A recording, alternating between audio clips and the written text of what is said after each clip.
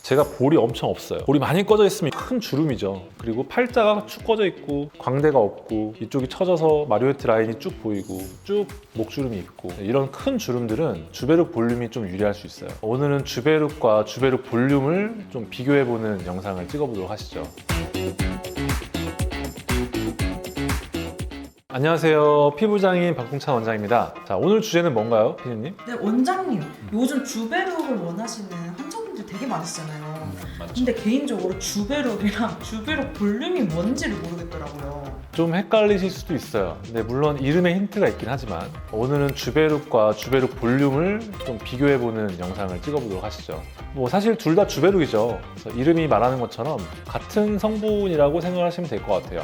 자, 어떤 성분이냐? 바로 PDLLA라는 성분이에요. 어렵죠? 네, 어려운데 쉽게 설명하자면 인체 내에 들어왔을 때 콜라겐을 재생시킬 수 있는 씨앗 같은 연료다라는 생각하시면 될 것 같습니다. 이제 흔히 의사들 사이에서는 폴리머라고 불리는데요. 한창 스킨 부스터가 굉장히 유행을 시작하게 됐죠. 처음에는 물광 주사부터 해서 리쥬란, 그리고 PDO 소재로 만든 울트라콜, 그리고 또 요즘 최근에는 뭐 리투 뭐 이런 것들이 나오고 있지만 그런 와중에 굉장히 스킨 부스터 시장에 큰 장을 열었던 제품이 바로 주베룩인데요. 그 PDLLA라는 성분은 안정적으로 인체 내에 주입이 됐을 때 콜라겐을 만들어주는 그런 성분이에요. 그런데 주베룩과 주베룩 볼륨은 뭐냐? 바로 입자의 차이예요. 이름에 힌트가 있다고 말씀드렸듯이 주베룩은 아주 작은 입자의 PDLLA라고 생각하시면 될 것 같습니다. 즉 피부 내에 주사가 됐을 때 아주 미세한 콜라겐 재생을 유도시킨다고 생각하면 될 것 같고요. 주베룩 볼륨은 반대로 피부 내에 주사됐을 때 굉장히 큰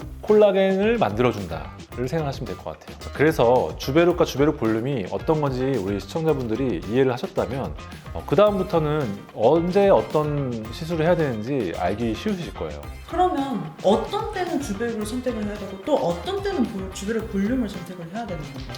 아주 쉽게 생각을 해보면요, 주름이 작은 주름일 때는 주베룩이고요, 주름이 큰 거일 때는 주베룩 볼륨이라고 생각하시면 될 것 같아요. 조금 더 구체적으로 말씀드리자면 피부의 어떤 잔주름이나 피부 결, 그리고 모공 뭐 이런 거는 굉장히 작죠. 그래서 작은 부분을 해결하려고 하면 주베룩을 주사를 맞는 게 좋고요. 반대로 제가 볼이 엄청 없어요. 볼이 많이 꺼져 있으면 이것도 어떻게 보면 큰 주름이죠. 꺼져 있으니까. 네, 피부에 굴곡이 생긴 거고, 그리고 팔자가 축 꺼져 있고 광대가 없고 이쪽이 처져서 마리오네트 라인이 쭉 보이고 쭉 목주름이 있고 이런 큰 주름들은 주베룩 볼륨이 좀 유리할 수 있어요. 그리고 여드름 흉터가 굉장히 많이 패여 있다. 주베룩도 물론 할 수 있지만 주베룩 볼륨도 할 수 있는 겁니다. 이런 식으로 내 피부 고민이 피부 결이나 어떤 모공, 작은 흉터 이런 건지, 볼 꺼짐, 얼굴에 살이 없어요, 팔자가 너무 깊어요, 이런 큰 주름이 고민인지에 따라서 결정을 해주시면 될 것 같아요. 원장님, 필러랑 주베룩이랑 다른 거예요? 아까도 제가 주베룩 볼륨은 꺼진 데를 채운다고 말씀드렸잖아요. 그래서 어떻게 보면 주베룩 볼륨도 필러의 일종이 될 수가 있어요. 근데 우리가 흔히 말하는 필러는 히알루론산 필러죠.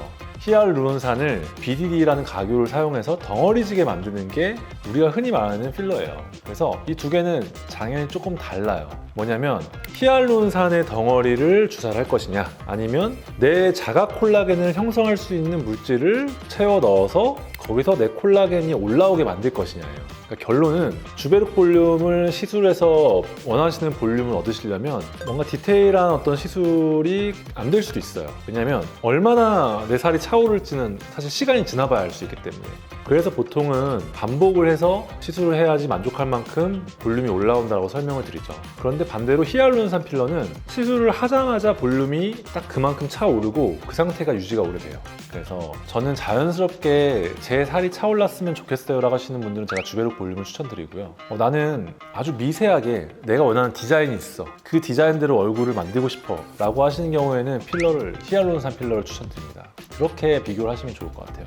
자, 오늘은 많은 분들이 좀 헷갈려 하실 수 있는 주베룩과 주베룩 볼륨, 그리고 또 얘기를 하다 보니까 히알루론산 필러까지 이렇게 세 가지를 좀 비교를 해봤는데요.